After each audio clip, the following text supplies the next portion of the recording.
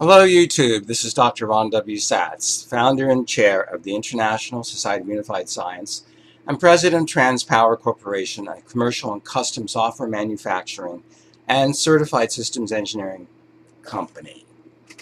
I work as both a mechanical and systems engineer and as a theoretical physicist.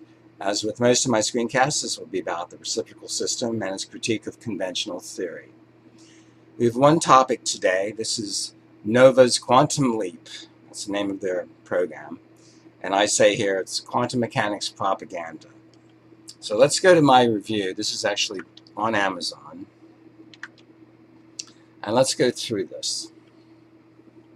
By the way, before I begin, let me state that I was quite precocious. At 12 years old, I began studying my father's physics and chemistry college textbooks. I came across a model of the U-238 atom, and this model showed 146 neutrons, 92 electrons, and 92 protons. And I looked at this model, I said, that is obviously an impossible object. And so at that point, at age 12, I began to look for a much better, much more rational theory. And 2 years later, I came across Dewey B. Larson's work on the reciprocal system of theory. In fact, back in 1963, Dewey had written a quite famous book, actually, The Case Against the Nuclear Atom, which was in harmony with my way of thinking. Okay, so here's my review of this TV broadcast. And by the way, most of the science shows you see on TV, they're just the same physics, conventional physics nonsense that your college professors taught you. So here we go. The supporters of quantum mechanics keep telling us about their so-called, quote, revolutionary theory. But now it's been around for approximately 100 years and is still completely useless for actual engineering work. The theory cannot be used to calculate the properties of matter. Engineers have to use empirical regression equations instead, at least up until my reciprocal system databases. As with most of the talking heads on the show, I'm a PhD theoretical physicist and engineer who attended MIT. I will now provide a step-by-step refutation of the nonsense perpetrated by this show, and a zillion shows like it, and even on YouTube now. Okay, number one.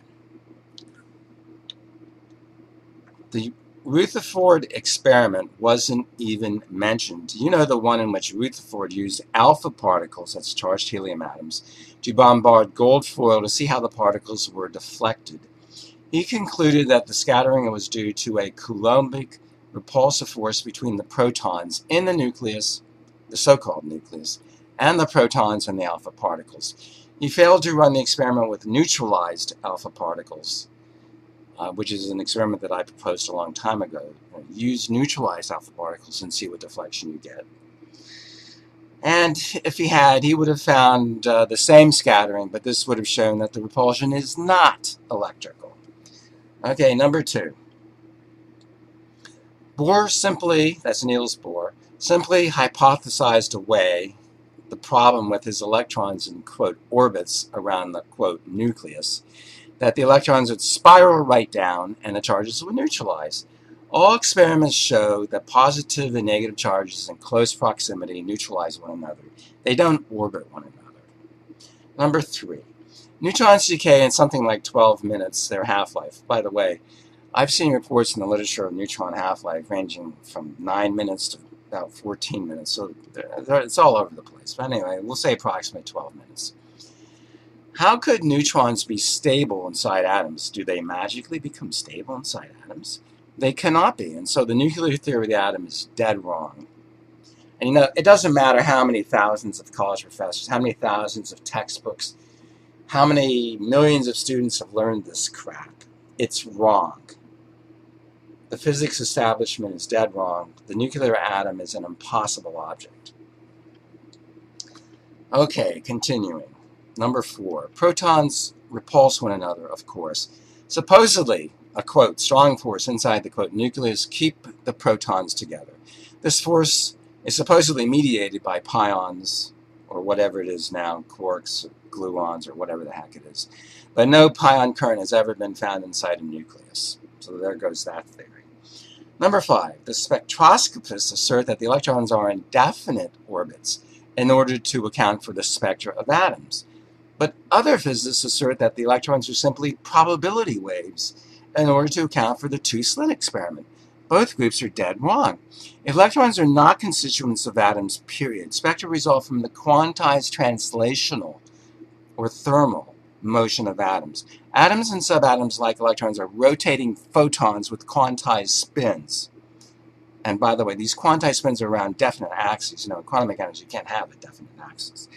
In the two-slit experiment with photons or electrons, the slits disturb the photons, whether by themselves or rotating as electrons, causing them to hop, quote, onto other progressing space units, thus accounting for the scatter. And number 6, in quantum, quote, entanglement, two particles are created simultaneously in the same space-time location and move apart in coordinate space. But they are not moved apart in coordinate time, and hence if one of them is perturbed, so will the other. So they stay together in coordinate time, so you can still affect one by affecting the other. There's no, quote, spooky action at a distance. The particles are still connected in coordinate time.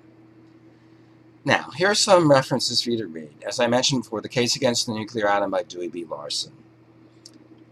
The Then Mysterious Universe by myself. The Case Against Modern Physics by myself. And you can find that paper in my compilation, Existence and Interactions, a computational treatise of the reciprocal system, the true theory of everything. The reciprocal system of theory is far superior to quantum mechanics in every way. There's now available both a reciprocal system microcosmos database and the reciprocal system macrocosmos database.